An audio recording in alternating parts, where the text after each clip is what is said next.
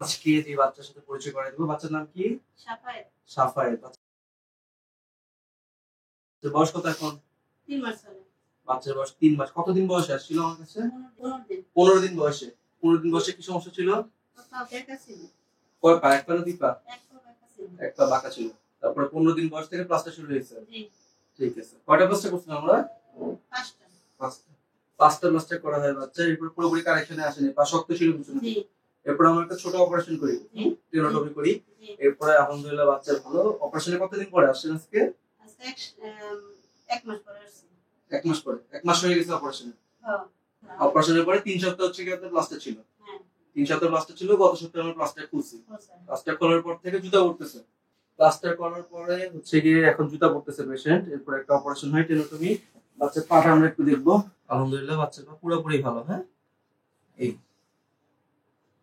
এখানে একটা ছোট্ট অপারেশন হয়। হ্যাঁ, এই জায়গায় ফুটা করে একটা টেনোটমি অপারেশন হয়। এখন হচ্ছে আলহামদুলিল্লাহ বাচ্চার পা পুরোপুরি বসতেছে। একটু সামনে আনো।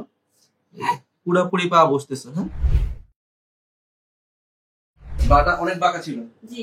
ব্যায়াম করায় পেশেন্ট এবং হচ্ছে গিয়ে 14 দিন ব্যায়াম করানোর পরে আমরা প্লাস্টার শুরু করি। প্লাস্টার করার পরে মিড ফুট এবং 4 ফুটে কারেকশন হয়ে যায়। এরপর হচ্ছে কি পিছনের দিকে যে রগটা থাকে আমাদের শরীরে সাধারণ পায়ের পিছনের দিকেই যে রগটা থাকে টেন্ডারলিস, এখানে যখন টাইটেনিং হয় এবং হচ্ছে ইকুইনাস ডিফর্মিটি হয়, পাটা আর এরকম ফ্লেক্সিবল থাকে না, হ্যাঁ, তখন হচ্ছে কি পায়ের পিছনের দিকে, পায়ের পাতার পিছনের দিকে একটা ছোট্ট অপারেশন করতে হয় টেনোটমি।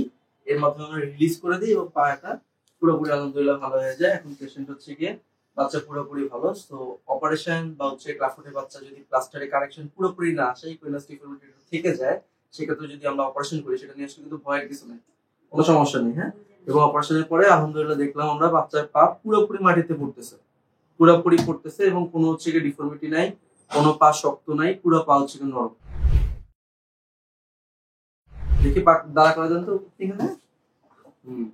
এই দেখি একটু সামনে আনো। এই যে পুরো পাটা পড়তেছে। অনেকেই কোশ্চেন করে যে কিভাবে বুঝবো যে পাটা পুরোপুরি ভালো হয়ে গেছে। যখন পা এভাবে পুরোপুরি মাটিতে পড়বে, পায়ের তালু যখন পুরোপুরি মাটিতে পড়বে, তার মানে আলহামদুলিল্লাহ পুরোপুরি ভালো। হ্যাঁ, আর পায়ের পাতাটা যদি উঁচু হয়ে থাকে মাটি থেকে, সেক্ষেত্রে কিন্তু ইকুইনাস ডিফর্মিটি থাকে, সেক্ষেত্রে আমাদের অপারেশন চালাতে হবে। ঠিক আছে, এখন রেগুলার জুতা পরবে, ব্যায়াম চলবে। হ্যাঁ, আর ফলো আপটা করতে হবে। ঠিক আছে, বাচ্চা প্রথম একটু অপারেশনের পরে বা প্লাস্টারের পরে যেটাই আমরা করি, প্লাস্টার দিয়ে চিকিৎসা প্লাস্টার পরে বাচ্চা প্রথম কিন্তু জুতা পরতে একটু আনকমফোর্টেবল ফিল করে, একটু কান্নাকাটি বেশি করে। হ্যাঁ, এটা নিয়ে বাচ্চাকে আদর করে যে কান্নাকাটি করতেছে সো জুতা পরাবো না, অথবা পরাইলে হবে, অথবা অনেক সময় দেখা যায় যে বাসায় যে মুরব্বীরা থাকে, যারা একটু গার্জিয়ান, একটু বয়স বেশি, তারা মনে করে যে না বাচ্চার পা পুরোপুরি ভালো হয়ে গেছে, জুতা পরানোর দরকার কি, জুতা না পরালেও চলবে। এই কথাগুলি কিন্তু আমরা সবাই শুনি পেশেন্টের থেকে, বা যখন আল্লাহ মাফ করে বাচ্চার পা খারাপ হয়ে যায় 1-2 বছর পরে বাঁকায় যায় আবার রিল্যাপস হয়, তখন বলে যে গার্জিয়ানরা বলছে অথবা বাচ্চার বাবা মানা করছে এত জুতা পরানোর দরকার নাই, ভালো হয়ে গেছে। সেক্ষেত্রে কিন্তু পাটা আবার আগের দিকে বাঁকায় যায়। হ্যাঁ, সো জুতার কোনো বিকল্প নাই। আস্তে আস্তে জুতাটা কিন্তু বন্ধ হয়ে আসবে। হ্যাঁ, কমবে, সময়টা কমবে। ঠিক আছে, সময়টা কমতে কমতে অনেক কমে যাবে, কিন্তু ছাড়া যাবে না। এবং পাটা যেভাবে দেখালাম নরম আছে, পাটা কিন্তু পুরোপুরি নরম থাকবে। আল্লাহ মাফ করুক যদি পা শক্ত হয়ে যায়, সাথে সাথে চলে আসতে হবে, ব্যায়াম বাড়ায় দিতে হবে। পা যদি একটু শক্ত মনে হয়, যদি মনে হয় যে টাইট লাগতেছে, পাটা পিছনের দিকে লুজ নাই, পায়ের গোড়ালির দিকে পিছনে লুজ নাই, টাইট হয়ে গেছে, তখন কিন্তু ব্যায়ামটা বাড়ায় দিতে হবে। হ্যাঁ, আগে যদি 5 বেলা করতেন, এরপরে 10 বেলা ব্যায়াম করবেন, 15 বেলা ব্যায়াম করবেন।